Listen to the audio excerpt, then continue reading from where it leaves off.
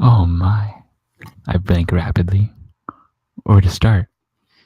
I reach for his t-shirt, and he grabs my hands and shakes his head, smiling shyly at me. Oh no, he shakes his head, grinning. Not the t-shirt. You may need to touch me for what I have planned. His eyes are alive with excitement. Oh, this is snooze. I can touch with clothes. He takes one of my hands and places it against his erection. This is the effect you have on me, Miss Steele.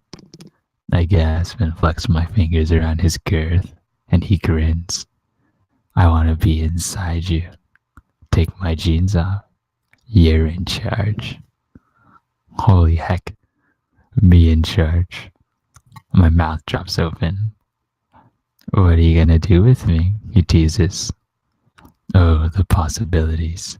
My inner goddess roars, and from somewhere born of frustration, need, and sheer steel bravery, I push him onto the bed. He laughs as he falls, and I gaze down at him, feeling victorious. My inner goddess is going to explode. I yank off his shoes, quickly, clumsily, and his socks.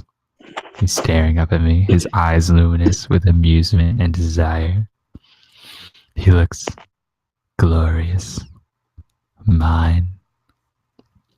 I crawl up on the bed and sit astride him to undo his jeans, sliding my fingers under the waistband, feeling the hair in his oh so happy trail. He closes his eyes and flexes his hips. You'll have to learn to keep still, I scold, and I tug at the hair under his waistband.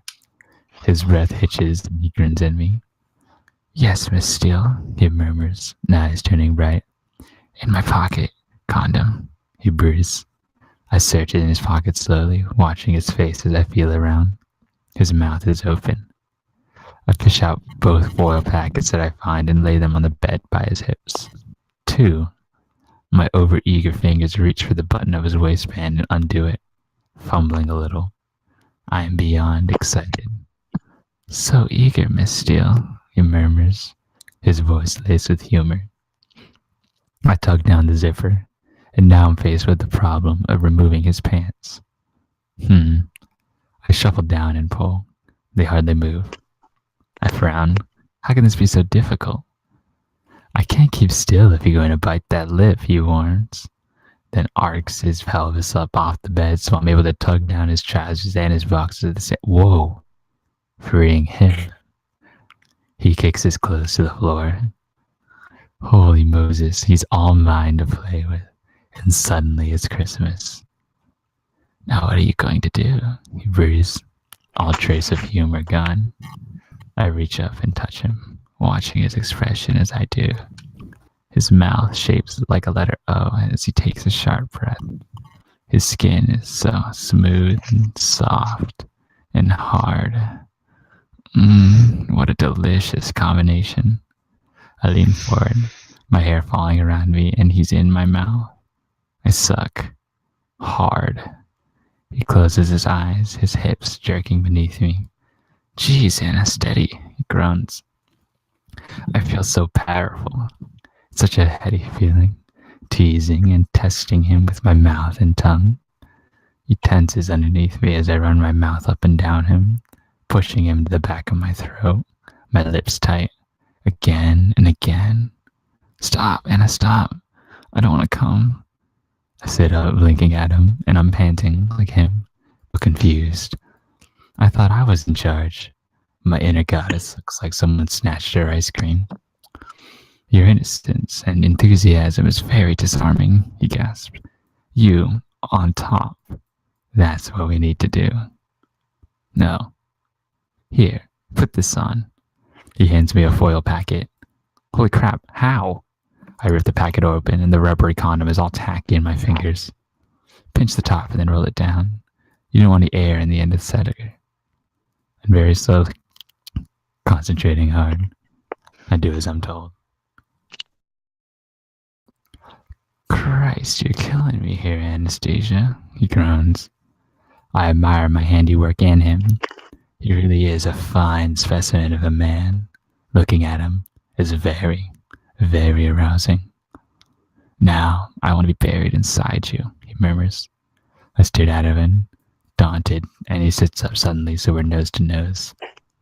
Like this, he breathes, and he snakes one hand around my hips, lifting me slightly, and with the other he positions himself beneath me, and very slowly eases me onto him. I groan as he stretches me open, filling me, my mouth hanging open in surprise at the sweet, sublime, agonizing, overfull feeling. Oh, please. That's right, baby. Feel me. Feel all of me. He growls and briefly closes his eyes. And he's inside me. She's to the bed.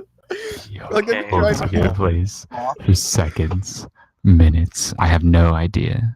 Staring intently into my eyes. Who the fuck's this holy moon? It's deep this way, he murmurs. He flexes and swivels his hip in the same motion, and I groan. Oh, there's my phone. And I groan. Oh my. The sensation radiates through my belly, everywhere. F word. Again, I whisper. Grins a lazy grin and obliges. Oh. Did it actually say F word, or No. do you just No, throw it's it in? pasta censorship. Moaning, I throw my head back, my hair tumbling down my back, and very slowly he sinks down onto the bed. You move, Anastasia. Up and down. How you want. Take my hands, he breathes. Good morning. Oh, you came at the right time, buddy boy. I did come at the right time, didn't I? I clasp his hands, holding on for life. Gently, I push off him and back down. Oh my. His eyes are burning with wild anticipation. His breathing is ragged, matched mine, and he lifts his pelvis as I come down, bouncing me back up. We pick up the rhythm. Up, down, over and over, and it feels so good. Between my panting breaths, the deep down, brimming fullness, the heaving sensation pulsing through me that's building quickly. I watch him, our eyes locked, and I see wonder there. Wonder at me. I am effing him. I am in charge. He's mine and I'm his. The thought pushes me, weighted with concrete over the edge, and I climax around him, shouting incoherently. He grabs my hips and, closing his eyes, tipping his head back, his jaw strained, he comes quietly. I collapse onto his chest, overwhelmed, somewhere between fantasy and reality, a place where there are no hard or soft limits. And that's the end of the chapter. All right, cool. Nice. I think we're done here.